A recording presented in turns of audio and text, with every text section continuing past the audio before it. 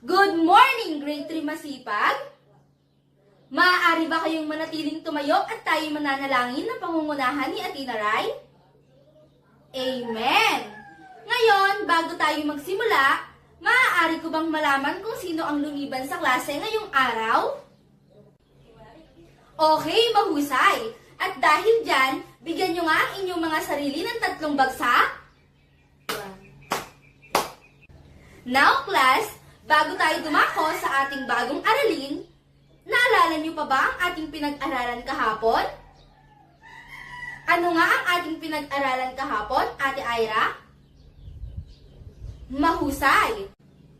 So now, class, mayroon akong inihandang 3 bond paper na kung saan sa 3 papel ay mayroong 3 letra na kung saan ito ay magsisilbing clue upang kayo ay makabuo ng isang salita o ng isang word. So class, handa na ba kayo? Okay, mahusay. Kung gayon, ay maaari na kayong magsimulang mag-isip ng karagdagang mga letter upang mabuo ang salita. Okay, class. Ngayong buo na, ano kaya ang word o salita ng inyong nabuo? Rehiyon sa Pilipinas. Mahusay. Ang rehiyon sa Pilipinas ay may kinalaman sa ating tatalakayin ngayong araw. Handa na ba kayong makinig? Handa na ba kayong matuto? So now, class, may idea na ba kayo kung ano ang ating pag-aaralan ngayong araw? Ang ating pag-aaralan ngayong araw ay ang rehiyon sa Pilipinas. So class, ngayong natapos na natin ang rehiyon 1 hanggang rehiyon 8, dadako na tayo sa rehiyon 9. Ano nga ba ang rehiyon 9? Ito ay ang Zamboanga Peninsula. At ito ay binubuo ng 3 pangunahing lalawigan na kung saan ito ay ang Zamboanga del Norte, Zamboanga del Sur, at Zamboanga Sibugay. Ang pangunahing produkto sa Zamboanga Peninsula ay ang abaka, niyog, at isda. Ang Zamboanga Peninsula rin ay may iba't ibang wikang ginagamit. Ito ay ang Chabacano, Cebuano, Ilonggo, Subanon, Tausug, Spanish, Tagalog at Ingles. Kilala ang Zamboanga sa mga makulay na festival at tradisyon at ang Zamboanga City bilang isang City of Flowers. Ngayon ay dumako naman tayo sa Region 10. Ang Region 10 ay ang Northern Mindanao. Ang Northern Mindanao ay matatagpuan sa hilagang bahagi ng Mindanao, na kung saan ito ay nahahati sa 5 lalawigan at 1 lungsod. Ito ay ang Bukidnon, Camiguin, Lanao del Norte, Misamis Occidental at Misamis Oriental.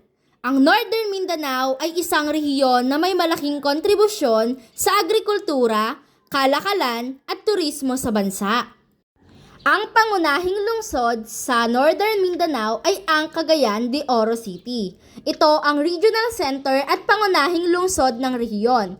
Kilala ito sa mga malalaking industriya at bilang sentro ng kalakalan at edukasyon sa Northern Mindanao.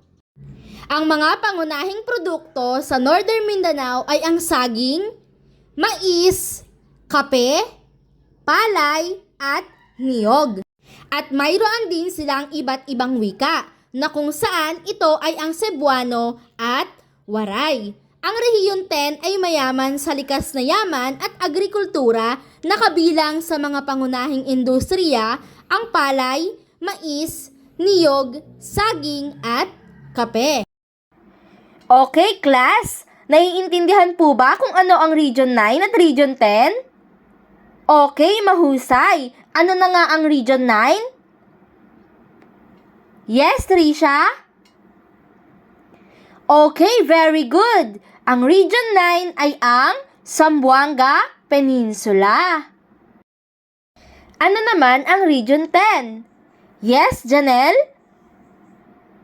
Okay, mahusay. Ang Region 10 ay ang Northern Mindanao, palakpakan nyo nga ang inyong mga sarili. Ngayon, mukhang alam na nga ninyo ang rehiyon sa Pilipinas. Maaari ba kayong maglabas ng malinis na papel at isang ballpen? At tayo ay magkakaroon ng maikling pagtataya. Naiintindihan po ba? Ang gagawin lang ninyo ay basahin ang bawat tanong at piliin ang titik na tamang sagot.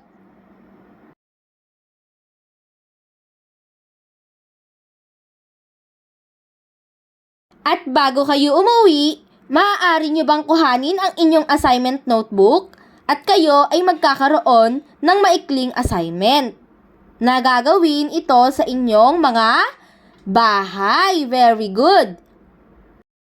Para naman sa panuto ng inyong assignment, pumili ng isang rehiyon mula Rehiyon 9 hanggang Bangsamoro Autonomous Region of Muslim Mindanao. Gumawa na ang maikling sanaysay kung bakit iyon ang iyong napili. Naiintindihan po ba? At dito na nagtatapos ang ating klase. Maaari na bang magsitayo ang bawat isa? Goodbye, Grade 3 masipag!